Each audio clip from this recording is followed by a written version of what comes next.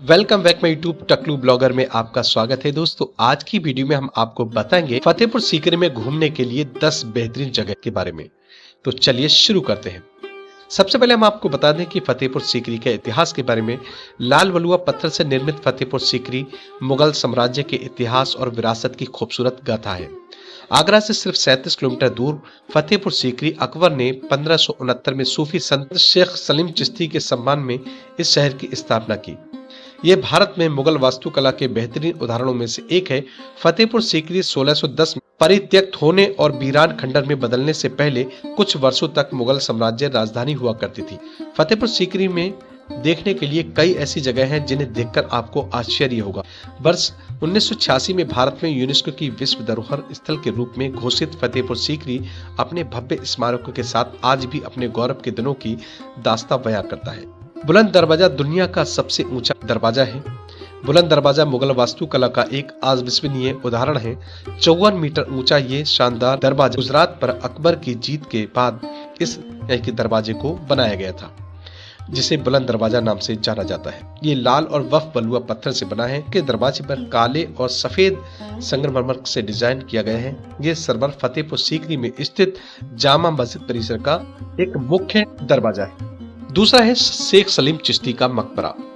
जहां फतेहपुर सीकरी की सभी इमारतें लाल वलुआ पत्थर से बनी है, वहीं शेख सलीम चिश्ती का मकबरा सफेद संगमरमर से बना है। शेख सलीम चिश्ती ही थे जिन्होंने अकबर को ये दुआ दी थी कि उनको एक बेटा होगा, क्योंकि अकबर की 3 बीवियां थीं, लेकिन 3 बीवियों से कोई भी संतान नहीं थी। बादशाह अकबर ने शेख सलीम चिश्ती से ये दुआ कराई थी कि उनको एक बेटा हो। तो उनकी जो बीवी थी जोधाबाई से उनको एक बेटा हुआ, जिसका नाम सलीम रखा गया था। सलीम चिश्ती की वफात के बाद अकबर ने जामा मस्जिद हाल में मकबरा बनवाया। इसके बाद है जामा मस्जिद।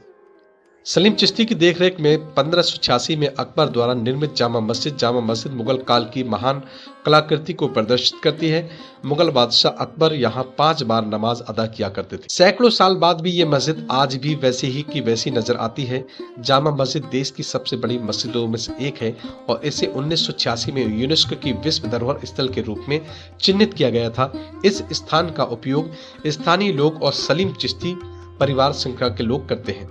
इसके बाद है जोधाबाई पैलेस। जोधाबाई पैलेस को सम्राट का हरम भी माना जाता था, जहां शाही हरम की अन्य महिलाएं रहती थीं। बहरहाल अपनी अद्भुत वास्तुकला, राजस्थानी और अरबी शैलियों का एक सुंदर मिलाप के कारण ये परिसर की सबसे महत्वपूर्ण इमारतों में से एक है। जोधाबाई का महल आपको बालकनी वाले जयपुर के महलों की याद दिलाएगा।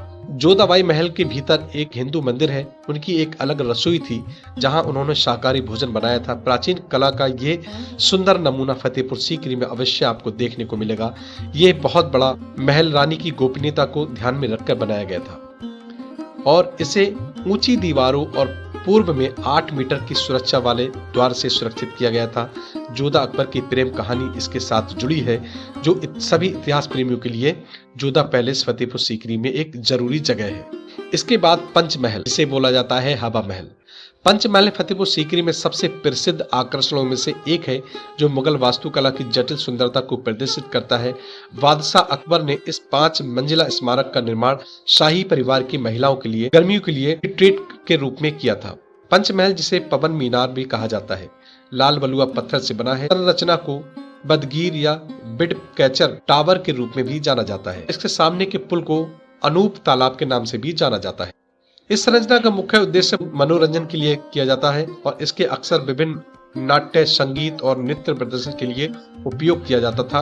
पंचमहल 5 मंजिलों से बना है, जो एक पिरामिड संरचना से में निर्मित है और कुल 176 स्तंभों द्वारा, इसके यहाँ के जो पिलर हैं 176 स्तंभों द्वारा समर्पित है। मूल रूप से स्तंभों को पत्थर की नक्काशीदार जाली द्वारा अलग किया गया था। स्तंभ फारसी, उर्दू और जैन तत्वों की नक्काशी प्रदर्शित करता है, जो देखने के लायक है। इसके बाद खासी हॉल ऑफ प्राइवेट ऑडियंस दीवाने आम के दाईं ओर कोने की खोखे वाली 2 मंजिला इमारत है।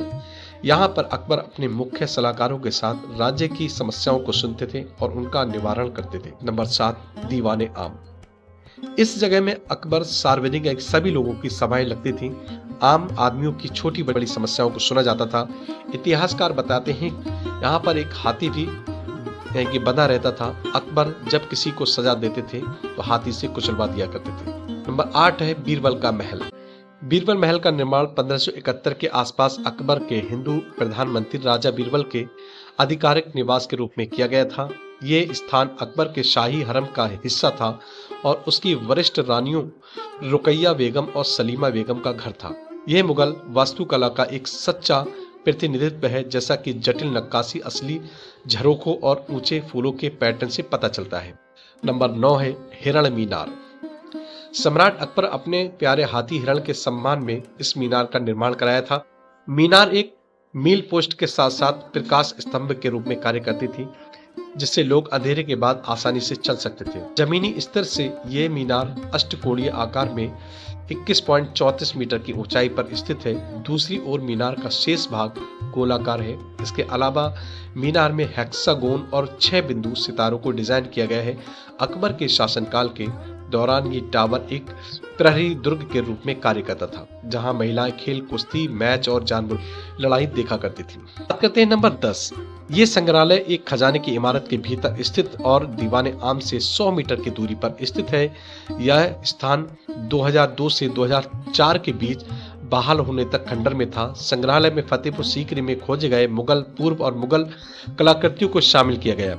इसके अलावा संग्रहालय के भीतर 4 दीर्घाएं हैं जो प्रागैतिहासिक अखंड पत्थर के औजारों को प्रदर्शित करती हैं। इसके अलावा संग्रहालय के अंदर जैन मूर्तियां, लघु पत्थर की मूर्तियां और प्रदर्शन पर मूर्तियां हैं। तो आज की वीडियो अगर आपको पसंद आई हो तो आप हमारे चैनल को लाइक करें, सब्सक्राइब करें और बेल आइकन का बटन जरूर दबाएं, जिससे आने वाली वीडियो का नोटिफिकेशन आप तक पहुंचता रहे और मैं आपको एक से एक नई जानकारी देता रहूं। जय हिंद, जय भारत।